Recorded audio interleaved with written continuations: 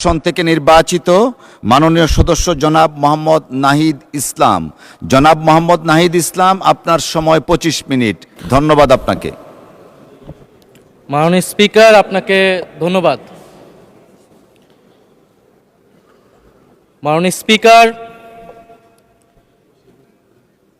বক্তব্য ভেবেছিলাম শুরু করব অন্য বিষয় নিয়ে, কিন্তু আজকের অধিবেশনের দিনের আলোচনায় আমাদেরকে আরও বেশি অবাক করলেন মাননীয় অর্থমন্ত্রী। ফলে অর্থ সেক্টরের কিছু কথা, কিছু বক্তব্য দিয়ে আলোচনা শুরু করছি। আমরা যখনই ব্যাংকিং খাত বা অর্থ সেক্টরের আর্থিক খাতের কথা আসে, মাননীয় অর্থমন্ত্রী একটা বাক্যই বারবার বলেন যে বিএনপির সময়ে এরকম কোনো রেকর্ড নাই যে আর্থিক খাতে বিশৃঙ্খলা হয়েছে। উনি কিছুক্ষণ আগে অস্বীকার করলেন যে বাংলাদেশ ব্যাংকের গভর্নর একটা রাজনৈতিক নিয়োগ, তাদের দলের নির্বাচন কমিটির সদস্য, এবং তিনি এটা অস্বীকার করলেন। আমি মাননীয় স্পিকার টিআইবির একটা তথ্য আপনাদেরকে দিচ্ছি। বর্তমান সরকারি দলের যারা নির্বাচনের প্রার্থী হয়েছেন তাদের 59.41% ঋণগ্রস্ত, এবং যার বেশিরভাগ হচ্ছে সরকারি দলে। সংসদ সদস্যদের 11,000 কোটি টাকার বেশি ঋণ রয়েছে, যার অধিকাংশই সরকারি দলের। এদের অধিকাংশই ঋণ খেলাপি ছিলেন, নির্বাচনের আগে কিছু টাকা ঋণ দিয়ে পুনঃতফসিল করে নিয়েছেন। এবং বর্তমান যে বাংলাদেশ ব্যাংকের গভর্নর, তার স্পেশালিটিটা কি? তার স্পেশালিটি হচ্ছে এই ঋণ পুনঃতফসিল করা, এটাতে তিনি এক্সপার্ট। ফলে তাকে বাংলাদেশ ব্যাংকের গভর্নর কেন দেওয়া হয়েছে এটা খুব পরিষ্কার মাননীয় স্পিকার। এই যে হাজার হাজার কোটি টাকার ঋণ, সেই ঋণগুলো যাতে ঋণ পুনঃতফসিল করতে পারে, সেই সুযোগ সুবিধাটা করে দেওয়ার জন্যই বাংলাদেশের ইতিহাসে প্রথমবারের মতো একজন ব্যবসায়ীকে বাংলাদেশ ব্যাংকের গভর্নর দেওয়া হয়েছে। ফলে জাতির সামনে এই জিনিসগুলো পরিষ্কার হয়েছে। এখন সামনের আর্থিক খাতে আরও নিয়োগ তারা কি বিবেচনায় দিবেন, এই জন্য আমরা তাদের উপর আর আস্থা রাখতে পারছি না মাননীয় স্পিকার। মাননীয় স্পিকার, রাষ্ট্রপতির উপর ধন্যবাদ জ্ঞাপন বক্তব্য। রাষ্ট্রপতির বক্তব্য আমি শুনিও নাই, পড়িও নাই, এবং সেই বক্তব্য দেওয়ার সুযোগ করে দেওয়াকে আমরা প্রত্যাখ্যান জানিয়েছিলাম। আমরা খুব স্পষ্টভাবে বলেছিলাম যে এই রাষ্ট্রপতি অপসারণ প্রয়োজন, তাকে গ্রেফতার করা প্রয়োজন। এই রাষ্ট্রপতির আর কোনো অধিকার নেই বঙ্গভবনে থাকার, এইখানে এসে বক্তব্য দেওয়ার। প্রেসিডেন্ট শাহাবুদ্দিন চুপ্পু, তার কিছু কুকীর্তির কথা মাননীয় স্পিকার হাউসের সামনে তুলে ধরছি। তিনি দুদকের কমিশনার ছিলেন। তাকে দুদকের কমিশনারের করা হয়েছিল 3টি অ্যাসাইনমেন্ট দিয়ে। 1 নম্বর হচ্ছে খালেদা জিয়া এবং তারেক রহমানের বিরুদ্ধে দুর্নীতির অভিযোগের শাস্তি নিশ্চিত করা। 2 নম্বর পদ্মা সেতুর দুর্নীতির অভিযোগ থেকে আওয়ামী লীগকে ক্লিন শিট দেওয়া। 3 নম্বর ফখরুদ্দিন মঈনুদ্দিন সরকারের সময় শেখ হাসিনা সহ আওয়ামী লীগ নেতাদের বিরুদ্ধে হওয়া দুর্নীতির মামলাগুলোকে বাতিল করে দেওয়া। এমন একজন ব্যক্তিকে বিএনপি সরকার রাষ্ট্রপতি হিসেবে এখনো মেনে নিচ্ছে মাননীয় স্পিকার। আরেকটি ঘটনা বলি, 2009 সালে শেখ হাসিনার ক্যাঙ্গারু আদালতের নির্দেশে এই শাহাবুদ্দিন চুপ্পুর নেতৃত্বে 3 সদস্যের judicial inquiry commission on minority torture in 2001 করেছিল শেখ হাসিনার ক্যাঙ্গারু কোর্ট। এই প্রতিবেদন অনুসারে বিএনপির 26,000 বিএনপির নেতাকর্মীকে 2001 সালে ক্ষমতায় এসে কয়েক হাজার হিন্দুকে তারা হত্যা করেছে, এজন্য দায়ী করা হয়েছিল মাননীয় স্পিকার। এবং আওয়ামী লীগ এই রিপোর্ট দেশে বিদেশে এই রিপোর্ট ফেরি করে তারা নিজেদের এখানে ক্ষমতায় থাকাটাকে পাকাপোক্ত করেছিল। মাননীয় স্পিকার, এই রাষ্ট্রপতি চুপ্পু এস আলমের হাতে ইসলামী ব্যাংকে তুলে দেওয়ার কারিগর, 2 কোটি আমানতকারীকে পথে বসিয়েছিল। এবং জুলাই গণহত্যার সময় তার ভূমিকা, ফ্যাসিবাদের সাথে তার সংশ্লিষ্টতা সবকিছু আমরা জানি। আমাদের দুর্ভাগ্য, এই দুর্নীতিবাজ, অপদার্থ, মিথ্যুক, গণহত্যার দোসর এখনো বাংলাদেশের রাষ্ট্রপতি। একটা আলোচনা কয়েকবার এসেছে যে রাষ্ট্রপতির অধীনে কেন শপথ নিয়েছি আমরা বলতে এখানে ব্যক্তিগতভাবে আমার কথাই বলেছে, কারণ আমি এখানে শপথ নিয়েছিলাম। তো মাননীয় স্পিকার, সেই সময় প্রেক্ষাপট আর এখনকার প্রেক্ষাপট কি এক? জুলাই গণ অভ্যুত্থানের পরে 5ই আগস্টের পরে আমাদের সামনে 2টা অপশন ছিল। আমরা বলেছিলাম জাতীয় সরকার করতে হবে, সেই জাতীয় সরকারের প্রস্তাব বিএনপি নাকচ করে দিয়েছে। আমাদের সামনে আরেকটা অপশন ছিল ক্ষমতা আর্মির হাতে তুলে দেওয়া। যদি আমরা সেই দিকে আগাতাম আজকে তারা এখানে বসতে পারতেন কিনা মাননীয় স্পিকার সেটা সন্দেহ আছে। দেশের স্বার্থে, দেশের স্থিতিশীলার স্বার্থে আমরা সেই সময় সরকারে গিয়েছিলাম, আমরা শপথ নিয়েছিলাম, কিন্তু বৈষম্যবিরোধী ছাত্র আন্দোলন খুব স্পষ্টভাবে 2024 সালে কিন্তু এই রাষ্ট্রপতির অপসারণ চেয়েছিল। সেই সময় সাংবিধানিক ধারাবাহিকতার কথা বলে রাষ্ট্রপতির পক্ষে অবস্থান নিয়েছিল বিএনপির মহাসচিব মির্জা ফখরুল আলমগীর সাহেব, তিনি নিজেই এই কথা বলেছিলেন। ফলে এখন তো একটা নির্বাচিত সরকার মাননীয় স্পিকার, এখন তো চাইলেই বিএনপি রাষ্ট্রপতি পরিবর্তন করতে পারে সরকার, এবং আমরা বিশ্বাস করি বিএনপিতে সেই ধরনের যোগ্য আস্থাভাজন ব্যক্তি নিশ্চয়ই রয়েছেন। এবং সরকার দলের সদস্যরা অনেকে গৌরবের সাথে বলেছেন যে যেই রাষ্ট্রপতি জিয়াউর রহমানের বিরোধিতা করেছেন সেই রাষ্ট্রপতি এখন জিয়াউর রহমানের প্রশংসা করছে। মাননীয় স্পিকার, গাধাকে দিয়ে আপনি হাল চাষ করিয়ে এটার মধ্যে কোনো বাহাদুরি নাই। এটা আপনাদের দেউলিয়ত্ব, সরকারের দেউলিয়াত্ব যে সরকার এখনো রাষ্ট্রপতি পরিবর্তন করতে পারছে না। মাননীয় স্পিকার, এই অধিবেশনের পুরোটা সময় যদি আমরা সংস্কার, গণভোট, জুলাই সনদ, 72-এর সংবিধান নিয়ে অনেক কথা বলেছি, এবং একটা বিষয় আমার কাছে খুবই অদ্ভুত লেগেছে, কিছু মাননীয় সংসদ সদস্য তারা 72-এর সংবিধানকে 71-এর সাথে মিলিয়েছেন। মাননীয় স্পিকার, আমার জানা নেই আসলে তারা কোন বিবেচনা থেকে এটি মিলিয়েছেন। এটা তো সবসময় আওয়ামী লীগ মিলিয়েছে মাননীয় স্পিকার। তারা 72-এর সংবিধানকে 71-এর ফসল হিসেবে 71-এর চেতনার সাথে মিলিয়েছে। 72-এর মূলনীতিকে 71-এর মূলনীতি বলে 71-এর আদর্শ হিসেবে প্রচার করেছেন। আমরা তো সেটার বিরোধিতা করেছি মাননীয় স্পিকার সবসময়, এবং বিএনপির বহু নেতা এটার বিরোধিতা করেছে মাননীয় স্পিকার। 72-এর সংবিধানের ক্রিটিসিজম, সমালোচনা 72 সাল থেকেই বাংলাদেশে শুরু হয়েছিল। গত 16 বছর এই সমালোচনা তৈরি হয়েছিল। 72-এর সংবিধানের সমালোচনা মোটা দাগে 3টি। প্রথমত, এই সংবিধান স্বাধীন বাংলাদেশের নির্বাচিত প্রতিনিধিরা প্রণয়ন করে নাই।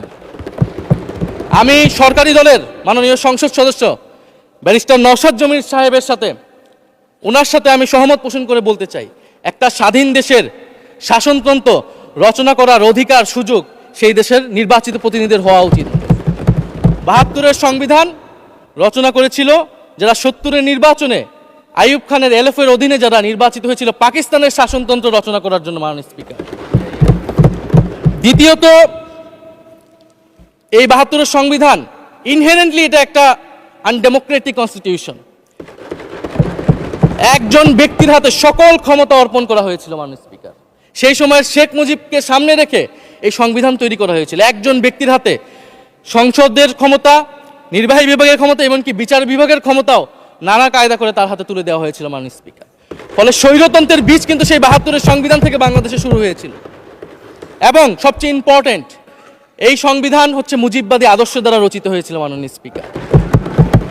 71-এর আদর্শ কিন্তু 4 নীতি ছিল না মাননীয় স্পিকার। 71-এর আদর্শ ছিল সাম্য, মানবিক মর্যাদা, সামাজিক ন্যায় বিচার।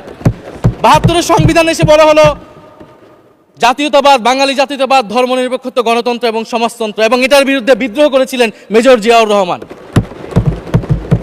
মাননীয় স্পিকার, আজকে বিএনপি তার ফান্ডামেন্টাল জায়গা থেকে সরে যাচ্ছে মাননীয় স্পিকার। শুধু জামাত ইসলাম 72-এর বিরোধিতা করেছে বলে কি বিএনপি এখন আওয়ামী লীগের পজিশনে চলে গিয়েছে? আমাদের জানা নেই মাননীয় স্পিকার। 72-এর সংবিধানের বিরোধিতা করেছেন বদরুদ্দিন উমর, 72-এর সংবিধানের বিরোধিতা করেছেন মাওলানা ভাসানী, 72-এর সংবিধানের বিরোধিতা করেছেন কমরেড মুজাফফর আহমেদ, 72-এর সংবিধানের বিরোধিতা শত শত মুক্তিযোদ্ধারা করেছেন মাননীয় স্পিকার। ফলে এই 72-এর সংবিধানকে বাতিল করার একটা সুযোগ আমাদের এসেছিল 1975 সালের সিপাহী জনতার বিপ্লবের মধ্য দিয়ে। জিয়াউর রহমানের এটা একটা ঐতিহাসিক ভুল বলবো মাননীয় স্পিকার, তার প্রতি সম্মান রেখেই, যে আমরা সেই সময় সেই অপরচুনিটি মিস করেছি। আমরা একটা গণপরিষদ দিয়ে নতুন সংবিধান করতে পারি না, এবং এই অপরচুনিটি আমরা এই 2400 মিস করেছি এবং এখনো করতে যাচ্ছি মাননীয় স্পিকার। মাননীয় স্পিকার, 5ই আগস্টের পরে যখন সংস্কারের আলোচনা আসলো, বৈষম্যবিরোধী ছাত্র আন্দোলন তাদের পক্ষ থেকে আমরা বলেছিলাম আমরা নতুন সংবিধান চাই বা সংবিধান পুনর্লিখন চাই।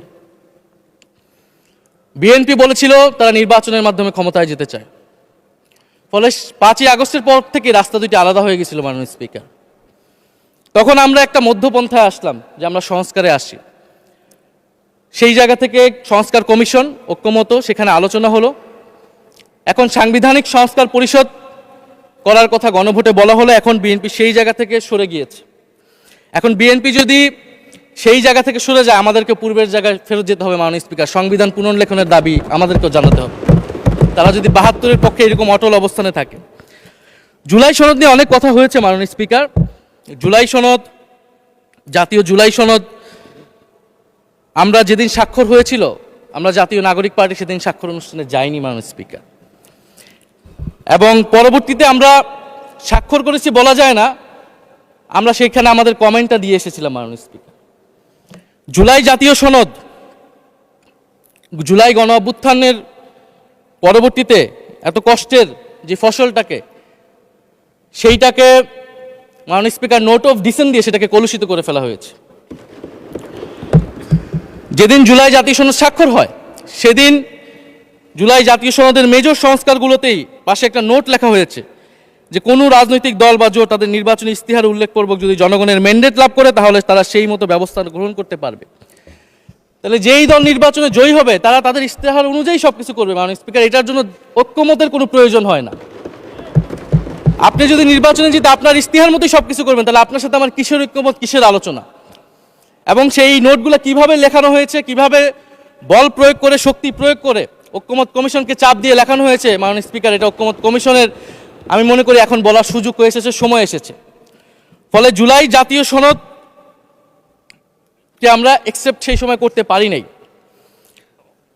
এবং মাননীয় স্বরাষ্ট্রমন্ত্রীর ভাষাকে ধার করে আমি বলতে চাই যে জুলাই জাতীয় সনদ এক অন্তহীন প্রতারণার দলিলে পরিণত করেছে মাননীয় স্পিকার বিএনপি এটাকে। এবং ৭২-এর সংবিধানকে আওয়ামী লীগ দলীয় ইস্তেহারে পরিণত করেছিল, কলুষিত করেছিল। এবং জুলাই জাতীয় সনদকে বিএনপি কলুষিত করেছে, দলীয় ইস্তেহারে পরিণত করেছে মাননীয় স্পিকার। আপনি বলছেন জুলাই জাতীয় সনদ, তারপরে আপনি দেখাচ্ছেন হচ্ছে আমার দলীয় ইস্তিহার, তাহলে এখানে তো কোনো ঐক্যমতের সুযোগ নাই। এরপরে আসলো গণভোট। গণভোটের আদেশ নিয়ে সমালোচনা আছে এবং এই সমালোচনা আমরাও করেছি যে রাষ্ট্রপতি এই ধরনের অর্ডার দিতে পারে কিনা। কিন্তু গণভোটটাকে সবাই মেনে একটা কনসেনসাসের ভিত্তিতেই তো আমরা এই গণভোটে সবাই মিলে অংশগ্রহণ করলাম মাননীয় স্পিকার। বিএনপি এবং তৎকালীন বিএনপির বর্তমান মাননীয় প্রধানমন্ত্রী এবং চেয়ারপারসন, তিনি নিজেও সংস্কারের পক্ষে, হ্যাঁ পক্ষে ভোটে প্রচারণা করেছেন। ফলে আপনাদের ইলেকশনের আগে এটা পরিষ্কার করা প্রয়োজন ছিল যে এই গণভোট আপনারা মানেন না, এই গণভোটে হ্যাঁ বা না জিতুক এটার সাথে আপনাদের কোনো সম্পর্ক নাই। ওনারা কিন্তু মাননীয় স্পিকার সেটা করেননি। ফলে জুলাই গণভোট এটা রাজনৈতিক সিদ্ধান্ত এবং গণরায়। মাননীয় স্বরাষ্ট্রমন্ত্রী তিনি নিজেই সেই সময় বলেছেন যে গণরায় হচ্ছে সার্বভৌম ক্ষমতা, জনগণের রায় আসলে সেটা সকলেই মেনে নিতে বাধ্য হবে, এমনকি যদি সেটার বিরুদ্ধেও কেউ বিজয়ী হয় তারাও সেটা মেনে নিতে বাধ্য হবে। ফলে আমরা মনে করি যে এই গণভোট অনুসারে যে সাংবিধানিক সংস্কার পরিষদ, অতি দ্রুত সময়ের মধ্যে সাংবিধানিক সংস্কার পরিষদ গঠন করা উচিত, এর সুরাহা করা উচিত। আমরা তো মাননীয় স্পিকার অনেক দূর সরে এসেছি, নতুন সংবিধানের জায়গা থেকে সরে আসতে আসতে আমরা কোথায় আসলাম? আমরা খুবই সামান্য কিছু দাবি এখানে এসেছে, জুলাই জাতীয় সনদ বা গণভোট যেটাই বলেন না কেন, যে একটা উচ্চকক্ষ হবে ভোটের অনুপাতে, তত্ত্বাবধায়ক সরকার হবে। এই তত্ত্বাবধায়ক সরকার নিয়েই তো এত ঝামেলা, গত 16 বছরের এত আন্দোলন। কিভাবে নিয়োগ হবে, এই নিয়োগটা আমাদেরকে জানতে হবে মাননীয় স্পিকার। নির্বাচন কমিশনার এবং সাংবিধানিক প্রতিষ্ঠানগুলোতে কিভাবে নিয়োগ হবে, একটা নির্দলীয় এবং গ্রহণযোগ্য নিয়োগ আমরা কিভাবে করতে পারি, যেটা দেশকে বিভাজিত করবে না, বিরোধী দলের অধিকার ক্ষুণ্ণ করবে না। এবং সবচেয়ে গুরুত্বপূর্ণ বিচার বিভাগ পৃথকীকরণ মাননীয় স্পিকার। এগুলা আমরা 5ই আগস্টের পরে আসমান থেকে বলি না, এগুলা গত 16 বছর আলোচনা হয়েছে। বিএনপির 31 দফায় আলোচনা ছিল, আরও অনেক রাজনৈতিক দলের আলোচনাতে, সংস্কারের আলোচনা থেকে আমরা মাননীয় স্পিকার ধার করেছিলাম। হ্যাঁ, বিচার বিভাগ এই মুহূর্তে পৃথকীকরণ বা বিচার বিভাগের স্বাধীনতা নিয়ে কনসার্ন আছে, কারণ আওয়ামী লীগের নিয়োগকৃত অনেক বিচারক মাননীয় স্পিকার এখনো রয়ে গেছে বিচারালয়ে, যারা এই জামিনগুলো করিয়েছে ফ্যাসিস্টদের। কিন্তু সেটার একটা সুরাহা আপনারা করেন, আমরা সহযোগিতা করব, কিন্তু তারপরে তো বিচার বিভাগের স্বাধীনতা মাননীয় স্পিকার নিশ্চিত করতে হবে। গুম এবং মানবাধিকার অধ্যাদেশ বাতিল করলেন, আপনারা বলছেন ভালো আইন নিয়ে আসবেন। তো ভালো আইন যতক্ষণ পর্যন্ত আনতে পারছে না, ততক্ষণ পর্যন্ত মাননীয় স্পিকার আপনাদের সমালোচনাটা সহ্য করতে হবে।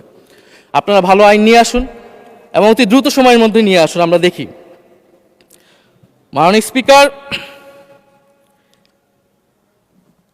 এই সংসদে, এই অধিবেশনে আরেকটি বিষয় বারবার এসেছে, সেটা হচ্ছে মুক্তিযুদ্ধ এবং জুলাই গণ অভ্যুত্থান। মুক্তিযুদ্ধকে মাননীয় স্পিকার আমরা শ্রদ্ধা করি। আমরা মনে করি এই প্রজন্ম যারা জুলাই গণ অভ্যুত্থানে অংশগ্রহণ করেছি, জুলাই গণ অভ্যুত্থানের মধ্য দিয়ে মুক্তিযুদ্ধের নতুন রূপ তৈরি হয়েছে, মুক্তিযুদ্ধের নবায়ন হয়েছে। মাননীয় স্পিকার, ফলে মুক্তিযুদ্ধের সাথে জুলাই গণ অভ্যুত্থানের কোনো সাংঘর্ষিক অবস্থান নেই। আমরা বারবার বলেছি মুক্তিযুদ্ধ, জুলাই গণ অভ্যুত্থান হচ্ছে মুক্তিযুদ্ধেরই আরেকটি ধারাবাহিকতা। মুক্তিযুদ্ধে আমরা সাম্য মানবিক মর্যাদার কথা বলেছি, জুলাই গণ অভ্যুত্থানে আমরা বৈষম্য বিরোধী গণতান্ত্রিক বাংলাদেশের কথা বলেছি। মাননীয় স্পিকার, কোথায় পার্থক্য, কোথায় আলাদা, এবং কোন ঘটনা বড় কোন ঘটনা ছোট, এটা অহৈতুক তর্ক। মাননীয় স্পিকার, আমরা কেউ বলি নাই যে জুলাই গণ অভ্যুত্থান মুক্তিযুদ্ধের থেকে বড়, বা জুলাই গণ অভ্যুত্থান 90-এর থেকে বড় বা 90-এর থেকে ছোট। জুলাই গণ অভ্যুত্থান এক বিশেষ ঘটনা বাংলাদেশের ইতিহাসে, মুক্তিযুদ্ধ এক বিশেষ ঘটনা, মুক্তিযুদ্ধ বাংলাদেশের ফাউন্ডেশন। মাননীয় স্পিকার, এটার ব্যাপারে আমরা আনকম্প্রোমাইজেবল, এটা নিয়ে কোনো বিতর্কের কোনো সুযোগ নাই। তবে এই কথাটা ওনারাই বারবার বলে মুক্তিযুদ্ধকেও ছোট করতেছেন, জুলাই গণ অভ্যুত্থানকেও ছোট করতেছেন। আরেকটি বিষয় মাননীয় স্পিকার, মুক্তিযুদ্ধর কথা যখন এসেছে, আমরা যে সাম্প্রতিক সময়ে জাতীয় মুক্তিযোদ্ধা কাউন্সিল জামুক আইন সংশোধন করা হলো, অধ্যাদেশ পাশ করা হলো, সেখানে কিন্তু একটা গুরুত্বপূর্ণ সংশোধনী এসেছে। মুক্তিযোদ্ধাদের সংজ্ঞা থেকে মুজিব বাহিনীকে বাদ দেওয়া হয়েছে। মাননীয় স্পিকার, এবং আপনারা জানেন যে এই মুজিব বাহিনী, সেটাকে সংযুক্তির মাধ্যমে হাজার হাজার ছাত্রলীগের নেতাকর্মীকে মুক্তিযোদ্ধা সার্টিফিকেট দেওয়া হয়েছিল। মাননীয় স্পিকার, মুজিব বাহিনীর রোল কি ছিল, এটা আপনারা এখানে যারা অভিজ্ঞ মাননীয় স্পিকার অনেক মুক্তিযোদ্ধা আছেন, তারা ভালো করেই জানেন। মুজিব বাহিনী তৈরি হয়েছিল অন্তর্ঘাত তৈরি করার জন্য। তারা অস্ত্র হাতে দেশে পাকিস্তান বাহিনীর বিরুদ্ধে যুদ্ধ করে নাই। তারা দেশে ঢুকে মুক্তিযুদ্ধের আওয়ামী লীগ বাদে অন্য যেই পক্ষগুলো রয়েছে তাদেরকে হত্যা করেছিল। মাননীয় স্পিকার, ফলে মুজিব বাহিনী কিন্তু কোনো মুক্তিযোদ্ধা না বর্তমান আইন অনুসারে। কিন্তু এখানে অনেক মুজিব বাহিনীর কিছু লোক আছেন, তারা নিজেদেরকে মুক্তিযোদ্ধা হিসেবে বারবার জাহির করছে। ফলে আমাদেরকে এই ফারাকটাও করতে হবে মাননীয় স্পিকার। এবং মুক্তিযুদ্ধের পক্ষ বিপক্ষের রাজনীতি গত 50 বছর ধরে হয়েছে। আমরা এই সমাধান এখনো কেন করতে পারিনি মাননীয় স্পিকার? এর দায়ভার কে নেবে? বিএনপি কি নেবে না, যারা 29 বছর জামাতের সাথে রাজনীতি করেছে? একটা কথা তো এখন সবাই বলে, সাথে থাকলে সঙ্গী, না থাকলে জঙ্গি। ফলে এটার দায়িত্ব ছিল তো উনাদের, এই রিকনসিলিয়েশন তৈরি করা, এই প্রশ্নের সুরাহা করা। জুলাই গণ অভ্যুত্থানের পরে, স্বাধীনতার 54-55 বছর পরে জাতীয় সংসদে মুক্তিযুদ্ধের পক্ষ আর বিপক্ষ বলে ভাগ থাকবে, এটা তো মাননীয় স্পিকার আমরা প্রত্যাশা করি না, এটা এই প্রজন্ম প্রত্যাশা করে না। আমি মাননীয় স্বরাষ্ট্রমন্ত্রীর সাথে একমত পোষণ করি যে ইতিহাসের এই বিতর্ক আমাদেরকে সমাধান করতে হবে, একপাশে রেখে সামনের দিকে এগিয়ে যেতে হবে, এবং এটা সব পক্ষকে এটার জন্য দায়িত্বশীল ভূমিকা পালন করতে হবে। মুক্তিযুদ্ধ যেমন কোনো দেশের ষড়যন্ত্র না, আবার মুক্তিযুদ্ধের নাম করে এদেশে যে লুটপাট ফ্যাসিবাদ কায়েম হয়েছে সেটাও আমাদের ভুলা যাবে না। মাননীয় স্পিকার,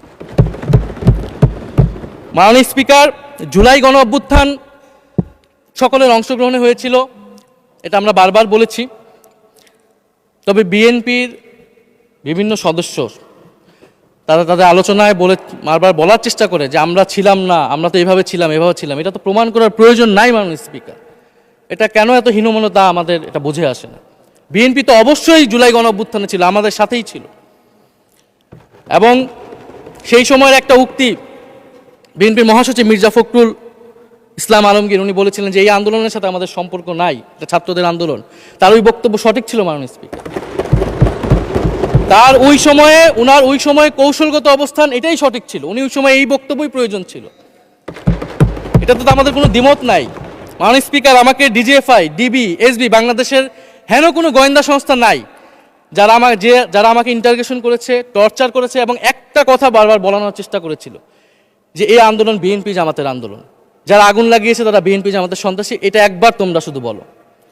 ডিবি অফিসের শেষ পর্যন্ত আমরা বাধ্য হয়েছি আন্দোলন স্থগিতের ঘোষণা দিতে, কিন্তু কখনো এই কথাটা মাননীয় স্পিকার আমরা বলিনি। ফ্যাসিবাদ বিরোধী রাজনৈতিক দলের নেতাকর্মীকে আমরা আন্দোলনের সময় থেকে এখন পর্যন্ত কখনো আমরা অস্বীকার করিনি। কিন্তু একটা জায়গা আমরা ফারাক করতে চাই, যে এই গণ অভ্যুত্থান কোনো দলীয় আন্দোলন নয়। 90-এর গণ অভ্যুত্থান, 69-এর গণ অভ্যুত্থান থেকে এই গণ অভ্যুত্থানের পার্থক্য রয়েছে মাননীয় স্পিকার। এই গণ অভ্যুত্থানে ফ্যাসিবাদ বিরোধী রাজনৈতিক দলের নেতাকর্মীরা নেতৃত্বে নয়, সামনে পিছনে ছিল মাননীয় স্পিকার, সামনে সাধারণ জনগণ ছিল, ছাত্ররা ছিল। ফলে সেই হিসেবেই এই গণ অভ্যুত্থানকে স্বীকৃতি দেওয়া উচিত। এখন যদি বলা হয় যে অমুকের নেতৃত্বে এই গণ অভ্যুত্থান হয়েছে, আমাদের লোকেরা এই গণ অভ্যুত্থান করেছে, এটা মাননীয় স্পিকার এই গণ অভ্যুত্থানের সাথে যারা সাধারণ মানুষ নেমেছিল, যারা শহীদ হয়েছে, তাদের সাথে মাননীয় স্পিকার বিশ্বাসঘাতকতা করা হবে। ফলে জুলাই গণ অভ্যুত্থানের সকলের অংশগ্রহণ ছিল। হ্যাঁ, আমাদের অনেক মতপার্থক্য, জুলাই গণ অভ্যুত্থানের পরে আমাদের রাস্তা আলাদা হয়ে গেছে আমরা মনে করি রাজনৈতিকভাবে, কিন্তু গণ অভ্যুত্থান আমরা একসাথেই করেছিলাম মাননীয় স্পিকার। এবং আমি দুইটা কোটেশন বলতে চাই মাননীয় স্পিকার। 7ই আগস্টে নয়াপল্টনের সমাবেশে জনাব তারেক রহমান ভার্চুয়ালি যুক্ত হয়ে বলেন, 1971 ছিল স্বাধীনতা অর্জনের আন্দোলন, আর 2024-এর আন্দোলন হলো সেই স্বাধীনতা ও সার্বভৌমত্ব রক্ষার আন্দোলন। এই আন্দোলনে অংশ নেওয়া প্রতিটি ছাত্র জনতা আজ থেকে নতুন দিনের মুক্তিযোদ্ধা। মাননীয় স্পিকার, মুক্তিযুদ্ধের সাথে আমরা তুলনা করছি এই জায়গা থেকে, কারণ আমাদের কাছে এটা প্রায় যুদ্ধসম একটা পরিস্থিতি ছিল। 6 আগস্ট বঙ্গভবনে আলোচনা শেষে ব্রিফিংয়ে মির্জা ফখরুল ইসলাম আলমগীর বলেন, ছাত্র জনতা বুকের রক্ত দিয়ে আমাদের নতুন এক সকাল উপহার দিয়েছে, বাংলাদেশ আজ দ্বিতীয়বার স্বাধীন হলো, এই স্বাধীনতা আমাদের রক্ত দিয়ে রক্ষা করতে হবে। মাননীয় স্পিকার, আমরাও বলি রক্ত দিয়ে রক্ষা করতে হবে। মাননীয় স্পিকার, আমাকে একটু সময় বাড়িয়ে দিবেন। আমি যে সময়টা পেয়েছি এটা বিরোধী দলের কোটা থেকে, আমি আশা করব সরকারি দলের কোটা থেকে আমি আরো 10 মিনিট পাবো। মাননীয় স্পিকার, মাননীয় চিফ হুইপ এবং সংসদ নেতা নিশ্চয়ই এটাতে সম্মতি দিবেন। মাননীয় স্পিকার, আমরা ভারত এবং পররাষ্ট্রনীতি নিয়ে কিছু কথা বলতে চাই। এই সরকার আসার পর একটা জিনিস বারবার আছে যে ভারতের সাথে সম্পর্ক উন্নয়ন, এবং মাননীয় পররাষ্ট্র মন্ত্রী যিনি আগের সরকারের নিরাপত্তা উপদেষ্টা, যার পদত্যাগ তৎকালীন বিএনপি চেয়েছিলেন, সেই পররাষ্ট্রমন্ত্রী ভারতে সফর করেছেন প্রথম, এবং তিনি যে বিবৃতি দিয়েছেন সেই বিবৃতিটা আমাদের কাছে স্পষ্ট না। আমরা কোন ভিত্তিতে ভারতের সাথে সম্পর্ক উন্নয়নের কথা বলছি? যেই ভিত্তিতে আওয়ামী লীগ উন্নয়নের কথা বলেছিল সেই ভিত্তিতে? ভারত বাংলাদেশকে 1971 সালের পর থেকে করদ রাজ্য পরিণত করার জন্য হেন চেষ্টা নেই যে করে নাই মাননীয় স্পিকার। সীমান্তে হত্যাকাণ্ড এখনো হচ্ছে, আমরা নদীর পানি হিস্সা পাচ্ছি না, এবং নতুন করে যেটা হচ্ছে যে বর্ডারে বাংলাদেশি বলে বিভিন্ন মানুষকে পুশিং করা হচ্ছে। 2025 সালে 2 মাসে 4000 মানুষকে বাংলাদেশে পুশিং করেছে ভারত, ইন্ডিয়ান এক্সপ্রেস অনুযায়ী। মাননীয় স্পিকার, এক ভয়ঙ্কর সংকট সামনের দিনে আমাদের দিকে কিন্তু আসতে যাচ্ছে। এবারে পশ্চিমবঙ্গের ইলেকশন হলো মাননীয় স্পিকার, নির্বাচনের কয়েকদিন আগে ভোটার তালিকা থেকে অন্তত 30 লক্ষ জীবিত ভোটারকে বাদ দেওয়া হয়েছে। এদের অধিকাংশ হচ্ছে মুসলিম এবং মতুয়া সম্প্রদায় মাননীয় স্পিকার। এবং এনআরসি সিএ তারা করেছে, বাংলাভাষী মুসলমানদেরকে তারা বাংলাদেশি বলে বিতাড়িত করছে এবং বাংলাদেশে পুশিং করার চেষ্টা করছে। এবং আমাদের যে ভারতের সাথে আগের সংকট রয়েছে, এবং গত 16 বছর যে ফ্যাসিজম ছিল সেটাকে আঞ্চলিক এবং আন্তর্জাতিকভাবে আওয়ামী লীগকে স্পষ্টভাবে সমর্থন দিয়েছিল ভারত। এবং এখনও জুলাইয়ের গণহত্যাকারী খুনি শেখ হাসিনা, ওসমান হাদির হত্যাকারীরা সবাই ভারত তাদেরকে আশ্রয় দিয়েছে। ফলে ভারতের সাথে এই বিষয়গুলো নিয়ে আমাদের সরকার কি কথা বলেছে এটা মাননীয় স্পিকার আমরা জানতে চাই। ভারতের সাথে সম্পর্ক আমরা উন্নয়ন করতে চাই, ভারত আমাদের প্রতিবেশী দেশ, কিন্তু মর্যাদার ভিত্তিতে, সাম্যের ভিত্তিতে এই সম্পর্ক হতে হবে মাননীয় স্পিকার। ভারত শুধু আওয়ামী লীগের সাথে সম্পর্ক তৈরি করে এই দেশকে নিয়ন্ত্রণ করার চেষ্টা করছে, সেই দিনকে সে কবর রচনা করতে হবে মাননীয় স্পিকার। ফলে এটা আমরা বুঝতে পারতেছি না ভারত বিএনপির সাথে বা বর্তমান সরকারের সাথে তার সম্পর্কের ভিত্তিটা কি, এবং বর্তমান সরকার আমার এই কথাগুলো যেগুলো আমি বললাম সেগুলো নিয়ে ভারতের সাথে কথা বলেছে কিনা মাননীয় স্পিকার। মাননীয় স্পিকার, দুর্নীতি নিয়ে অনেক কথা হয়, আমি ঋণ খেলাপির পরিসংখ্যানগুলো দিলাম, এবং নির্বাচনের বিধান অনুযায়ী ঋণ খেলাপিকে নির্বাচনে প্রার্থী হতে পারবে না, কিন্তু আমরা দেখলাম নির্বাচনের আগে কিছু টাকা পরিশোধ করে ঋণ পুনঃতফসিল করে তারা সংসদ সদস্য বেশি আসলেন মাননীয় স্পিকার। মাননীয় স্পিকার, আমি কিছু সংখ্যা বলছি। 1700 কোটি টাকা, 765 কোটি টাকা, 679 কোটি টাকা, 621 কোটি টাকা, 201 কোটি টাকা, 182 কোটি টাকা, 97 কোটি টাকা। মাননীয় স্পিকার, এগুলো আমাদের সংসদ সদস্য যারা তাদের ঋণ রয়েছে মাননীয় স্পিকার। এবার আমি নাম বললাম না, কিন্তু পরের সেশনে কিন্তু মাননীয় স্পিকার আমি নাম ধরেই কথা বলবো, এগুলো ফ্যাক্ট, এবং এখনো 2 জন আসতে পারে নাই এই কারণে। এখন দুর্নীতির বিরুদ্ধে তো যুদ্ধ ঘোষণা হয়েছে, এখন এই ঋণগুলো কবে বাংলাদেশের জনগণ ফেরত পাবে, বাংলাদেশের ব্যাংক ফেরত পাবে মাননীয় স্পিকার, এটা আমরা জানতে চাই। মাননীয় স্পিকার যদি সময় একটু বাড়িয়ে দেন। হ্যাঁ, মাননীয় সদস্য, আপনি আবেদন জানিয়েছিলেন, এর মধ্যে ট্রেজারি বেঞ্চের যে চিফ হুইপ আছেন, মাননীয় চিফ হুইপ, উনি আমাকে জানিয়েছেন উনার সময় 20 মিনিট বরাদ্দ ছিল, সেখান থেকে 5 মিনিট উনি কর্তন করে আপনাকে দিয়েছেন। তো আপনি 5 মিনিটের মধ্যে দয়া করে শেষ করবেন। থ্যাংক মাননীয় ইউ। স্পিকার, আর মাননীয় প্রধানমন্ত্রীর থেকে আরো 5 মিনিট আমি রিকোয়েস্ট করছি মাননীয় স্পিকার। আর যদি 5 মিনিটে শেষ করতে পারে আমি শেষ করে দিব, কোনো সমস্যা নেই। মাননীয় স্পিকার, ফলে আমরা দুর্নীতির কথা বলা হচ্ছে, 16 বছরে আওয়ামী লীগের যে দুর্নীতি, সেই দুর্নীতি থেকেও বড় হয়ে গেছে অন্তর্বর্তী সরকারের সময় ছাত্র সমন্বয়করা কি দুর্নীতি করেছে মাননীয় স্পিকার। ছাত্র সমন্বয়করা খুবই খারাপ, তারা মন্ত্রণালয়ে ঘুরেছে, দুর্নীতি করেছে, কিংস পার্টি করেছে। তো মাননীয় স্পিকার, গত আওয়ামী লীগের আমলে 16 বছরের দুর্নীতির বিচার ওনারা কিভাবে করবেন সেইটা মাননীয় স্পিকার ওনাদের বলা উচিত জনগণের সামনে। এবং আরও ভালো হয় যদি 2001 থেকে 6 সাল পর্যন্ত মাননীয় স্পিকার যে দুর্নীতির অভিযোগগুলো এসেছিল সেটারও একটা স্বচ্ছ তদন্ত মাননীয় স্পিকারের বর্তমান সরকার করেন। দুর্নীতি কেউ না কেউ তো করেছে, কারা করেছে তাদের নাম বাংলাদেশের জনগণের সামনে উন্মুক্ত করা হোক, কারণ সেটার জন্যই তাদেরকে ভোগান্তি পোহাতে হয়েছে 1/11 ষড়যন্ত্রের মাধ্যমে। বর্তমান প্রধানমন্ত্রী, তাকেও কিন্তু দুর্নীতির মিথ্যা অভিযোগ দিয়ে মাননীয় স্পিকার তার বিরুদ্ধে মামলা করা হয়েছিল। মাননীয় স্পিকার, মাননীয় স্বরাষ্ট্রমন্ত্রীর দৃষ্টি আকর্ষণ করছে, একটু আইন শৃঙ্খলা নিয়ে কথা বলি। 2 মাসে বিএনপির হাতে খুন হয়েছে 31 জন, ধর্ষণের ঘটনা ঘটেছে 14টি, বিএনপির চাঁদাবাজির খবর এসেছে 83টি, হামলার ঘটনা এসেছে 154টি। এর একটিতেও সরকার কার্যকর কোনো ব্যবস্থা গ্রহণ করেনি। মাননীয় স্পিকার, শাহবাগ থানার সামনে ঢাকা বিশ্ববিদ্যালয়ের সাংবাদিক সমিতির কয়েকজন সদস্যকে বেধড়ক মারধর করেছে ছাত্রদলের নেতাকর্মীরা, এবং এটার এখনো কোনো মামলা নেয়নি। মাননীয় স্বরাষ্ট্রমন্ত্রী যদি জানান এই মামলাটা কেন নেওয়া হচ্ছে না। থানার ভিতর প্রবেশ করে ওসির রুমে ডাকসুর 2 জন নির্বাচিত প্রতিনিধিদের উপর হামলা করা হয়েছে।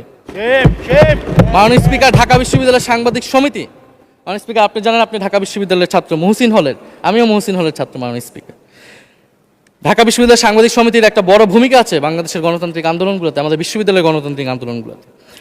মাননীয় স্পিকার, মাজার হামলা নিয়ে কিছু কথা বলতে চাই। এই সরকারের আমলে আমরা দেখলাম যে কুষ্টিয়ায় মাজারে হামলা করে একজনকে হত্যা করা হয়েছে। মাননীয় স্পিকার, আমরা নিন্দা এবং প্রতিবাদ জানাই। আমরা কোনো ধর্মীয় বিতর্কে ঢুকবো না, সেটা নিয়ে আমাদের আলেম ওলামাগণ ব্যাখ্যা করবেন, কিন্তু আমরা রুল অফ ল নিয়ে কথা বলতে চাই। মাননীয় স্পিকার, এই ধরনের ঘটনা কোনোভাবেই গ্রহণযোগ্য হতে পারে না, এবং অন্তর্বর্তী সরকারের সময় এই ধরনের ঘটনা অনেক ঘটেছে, আমরা তারও নিন্দা জানাই, এবং সকল ঘটনার তদন্ত এবং বিচার হওয়া উচিত মাননীয় স্পিকার এই সময়ের মধ্যে। মাননীয় স্পিকার, জঙ্গিবাদ নিয়ে নতুন করে কথা আসছে, সরকারের প্রতি অনুরোধ থাকবে আপনারা একটু সমন্বয় করে বক্তব্য দিন। স্বরাষ্ট্রমন্ত্রী বলছেন জঙ্গিবাদ নেই, আবার মাননীয় প্রধানমন্ত্রীর উপদেষ্টা বলছেন জঙ্গিবাদ আছে, জঙ্গি আছে। তো ওনাদের বক্তব্যটা পরিষ্কার হলে আমরাও এই বিষয়ে আমাদের অবস্থান বা বক্তব্যটা পরিষ্কার করতে পারবো। তবে একটা জিনিস, যে জঙ্গিবাদের বিরুদ্ধে আমাদের জিরো টলারেন্স মাননীয় স্পিকার।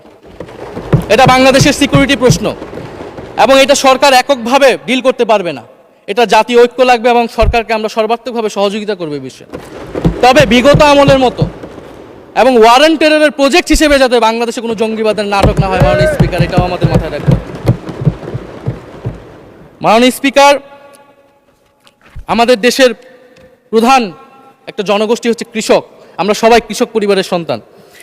সরকার কৃষি কার্ড দিচ্ছে, এটা সরকারকে সাধুবাদ জানাই। তবে সরকার গত বছরের যে দামে কৃষক থেকে ধান এবং চাল কিনেছে, এই বছর ঠিক একই দামে কৃষক থেকে ধান কিনছে, এটার ফলে কৃষকদের কিন্তু মাননীয় স্পিকার লোকসান হচ্ছে। ডিজেলের দাম বৃদ্ধি হয়েছে, সেচ খরচ, সার, বীজ, শ্রমিক মজুরি সব মিলিয়ে মাননীয় স্পিকার বোরো মৌসুমে ধানের উৎপাদন খরচ উল্লেখযোগ্যভাবে বেড়েছে। একদিকে কৃষি কার্ড দিবেন, আরেকদিকে ধানের ন্যায্য মূল্য আপনারা কৃষককে দিবেন না, এটা মাননীয় স্পিকার কোনো সমাধান বলে আমরা মনে করি না। মাননীয় স্পিকার, আমরা জুলাই গণহত্যার বিচার নিয়ে মাননীয় আইনমন্ত্রীকে এখন পর্যন্ত কোনো ব্রিফিং মাননীয় সংসদে করতে শুনি নাই, হয়তো আমার মিস হয়ে যেতে পারে। আমরা আশা করব উনি প্রতি অধিবেশনে সংসদে এবং সংসদের বাইরে, আমাদের ট্রাইব্যুনালের চিফ প্রসিকিউটর আছেন, মাননীয় আইনমন্ত্রীর থেকেও আমরা জুলাই গণহত্যার বিচার প্রক্রিয়া কতটুকু আগাচ্ছে, কিভাবে আগাচ্ছে, এটা নিয়ে আমরা স্বচ্ছ বক্তব্য ওনাদের কাছ থেকে, সরকারের কাছ থেকে মাননীয় স্পিকার আশা করি। আমরা আশা করি মাননীয় স্পিকার যে জুলাই যারা শহীদ হয়েছিলেন, শহীদ পরিবারদের যে সকল সুযোগ সুবিধা দেওয়া হয়েছিল অন্তর্বর্তী সরকার থেকে, সেই সব কিছু অব্যাহত থাকবে এবং বর্তমান সরকার সেটা আরও বৃদ্ধি করবে মাননীয় স্পিকার, শহীদ পরিবার এবং আহত যোদ্ধাদের জন্য। মাননীয় স্পিকার, আর 2 মিনিট যদি বৃদ্ধি করতেন আমি শেষ করে দিব। 2 মিনিট। জি, 2 মিনিট বৃদ্ধি করা হলো। মাননীয় স্পিকার, আমরা এই জুলাই গণ অভ্যুত্থানে এই প্রজন্ম কর্মসংস্থানের বড় একটা দাবি নিয়ে কিন্তু মাননীয় স্পিকার চাকরির আন্দোলন থেকে আন্দোলনটা শুরু হয়েছিল। ফলে আমরা আশা করব এই সরকারের সময় কর্মসংস্থানের সুরাহা হবে এবং সেটার জন্য আর্থিক খাতে দুর্নীতি বন্ধ করতে হবে, বিনিয়োগ আনতে হবে এবং চাকরিতে স্বজনপ্রীতি, দুর্নীতি এগুলো একদম বন্ধ করতে হবে মাননীয় স্পিকার, সরকারি চাকরিতে বিশেষত। মাননীয় স্পিকার, একটা বিষয় যে সরকার এখন বলে দিচ্ছে যে বিরোধী দল কীভাবে কথা বলবে, কীভাবে বিরোধিতা করবে এবং বিরোধী দলের পতনও হয়ে যাবে, এরকম কথা মাননীয় স্পিকার সংসদে আমাদের শুনতে হচ্ছে। তো বিরোধী দল তো মাননীয় স্পিকার সরকারের প্রেসক্রিপশন অনুযায়ী বিরোধিতা করবে না, সরকারের শিখিয়ে দেওয়ার প্রয়োজন নেই কীভাবে কথা বলবে, কীভাবে বিরোধিতা করবে। বিরোধী দল বিরোধিতা করবে, সমালোচনা করবে, জনগণ এটা ঠিক করবে বিরোধী দলকে কতটুকু সমর্থন দিবে কি দিবে না। এবং বিরোধী দলের রাজনীতি মাননীয় স্পিকার বিএনপি করেছে, আমরা দেখেছি, তখন ছোট ছিলাম। মাননীয় স্পিকার, আমি যখন ইন্টারমিডিয়েটে পড়ি, খালেদা জিয়া তখন গ্রেফতার হন এবং তার পরের দিন আমার বাবা রাজনৈতিক মামলায় গ্রেফতার হন। আমার মা আমাকে নিয়ে থানায়, কোর্টে এবং কারাগারে আমি আমার মায়ের সাথে ঘুরেছি মাননীয় স্পিকার। আমি জানি আমার এই অভিজ্ঞতা বাংলাদেশের লাখ লাখ মানুষের, ফ্যাসিবাদ বিরোধী আন্দোলন, রাজনৈতিক কর্মী যারা রয়েছে তাদের সকলের একই অভিজ্ঞতা মাননীয় স্পিকার। মাননীয় স্পিকার, সেই অভিজ্ঞতা থেকেই বিশ্ববিদ্যালয়ে যখন এসেছি প্রথম, মনে হয়েছে যে এই প্রজন্ম হিসেবে আমাদের একটা দায়বদ্ধতা আছে। আমার সামনে একজন স্বৈরাচার, একজন স্বৈর শাসক থাকবে, বাংলাদেশের একজন ছাত্র হিসেবে আমি এটা মেনে নিতে পারিনি মাননীয় স্পিকার প্রথম বর্ষ থেকে। সেই জায়গা থেকে কাজ করেছি জুলাই গণ অভ্যুত্থানে। মাননীয় স্পিকার, আমি আমার এলাকা নিয়ে শুধু শেষ করব, সবাই যেহেতু এলাকা নিয়ে কথা বলে প্রথম আসলে, আমি মাননীয় প্রধানমন্ত্রীর প্রতিবেশী, ঢাকা 17-এর প্রতিবেশী হচ্ছে ঢাকা 11 মাননীয় স্পিকার। সংসদে সরকার দল এবং বিরোধী দলের যেই পরিমাণ বৈষম্য, ঢাকা 17 এবং ঢাকা 11-এর একই পরিমাণ মাননীয় স্পিকার বৈষম্য। ফলে উনি যাতে এই বৈষম্য দূর করেন এবং ঢাকা 11-এর জন্য যদি মাননীয় সদস্য 2 মিনিট চেয়েছিলেন, শেষ হয়ে গেছে। আর 2 মিনিট দেওয়া হলো, 2 মিনিটের মধ্যে শেষ করে ফেলেন প্লিজ। স্পিকার, ধন্যবাদ আপনাকে। ফলে এই বৈষম্য উনি সংসদেও দূর করবেন, সংসদেও দূর হবে এবং আমার এলাকাও সেই উন্নয়ন কার্যক্রম হবে। ঢাকা 11 এই গণ অভ্যুত্থানের অন্যতম হট স্পট ছিল রামপুরা, বাড্ডা, ভাটারা এলাকা মাননীয় স্পিকার, যেখানে অনেক প্রাইভেট বিশ্ববিদ্যালয়, মাদ্রাসা, তারা সকলে এসে কিন্তু ফ্যাসিস্টদেরকে প্রতিহত করেছিল এবং এই অত্র এলাকার নানান সমস্যা। তো সরকারের জায়গা থেকে আমি আশা করব, আমি হয়তো অনেক সমালোচনা করতে পারি, অনেক ভুল ত্রুটি থাকতে পারে, যেহেতু নতুন এসেছি কথা বলছি। তো সেই জায়গা থেকে যাতে আমার এলাকার প্রতি কোনো বিরূপ মনোভাব না থাকে, কোনো বৈষম্য যাতে না হয় মাননীয় স্পিকার। আপাতত ওনারা ওইখানকার যিনি পরাজিত প্রার্থী, তাদেরকে দিয়ে বিভিন্ন উন্নয়ন কার্যক্রম করছে প্রশাসক, এই সিটি কর্পোরেশনের প্রশাসক। তা আমার ক্রেডিটের দরকার নাই, কিন্তু উন্নয়ন হলেই মাননীয় স্পিকার চলবে। মাননীয় স্পিকার, আমি সর্বশেষ বলতে চাই, এই প্রথম অধিবেশনে বিশ্ববিদ্যালয় জীবনে ঢাকা বিশ্ববিদ্যালয়ের অনেক স্বপ্ন নিয়ে গিয়েছিলাম। প্রথম মাসে মাননীয় স্পিকার হতাশ হয়েছিলাম যখন দেখেছি হলের সিস্টেম, যখন দেখেছি বিশ্ববিদ্যালয়ের সিস্টেম এবং এই সংসদে মাননীয় স্পিকার প্রথম অধিবেশনে আমি অনেক হতাশ হয়েছি। সংসদ, সরকারি দলের সদস্যরা যেভাবে স্তুতি করেছে, যেভাবে সংবিধান সংস্কার পরিষদকে বাতিল করে দেওয়া হয়েছে, যেভাবে গণভোটকে অস্বীকার করেছে, মাননীয় স্পিকার, আমি আশা করব আমাদের এই হতাশা অতি দ্রুতই শেষ হবে এবং আমরা যেই কমিটমেন্ট জনগণের কাছে করেছি সেই সকল প্রতিশ্রুতি আমরা রক্ষা করে সামনের দিকে এগিয়ে যেতে পারবো। মাননীয় স্পিকার, আপনাকে ধন্যবাদ, এই হাউসের সকলকে ধন্যবাদ। মাননীয় স্পিকার, ধন্যবাদ মাননীয় সদস্য। আলোচনায় অংশগ্রহণ করবেন বরগুনা 2 আসন থেকে নির্বাচিত মাননীয় সদস্য জনাব মোহাম্মদ নুরুল ইসলাম। জনাব মোহাম্মদ নুরুল ইসলাম, আপনার সময় সর্বোচ্চ 15 মিনিট। ধন্যবাদ।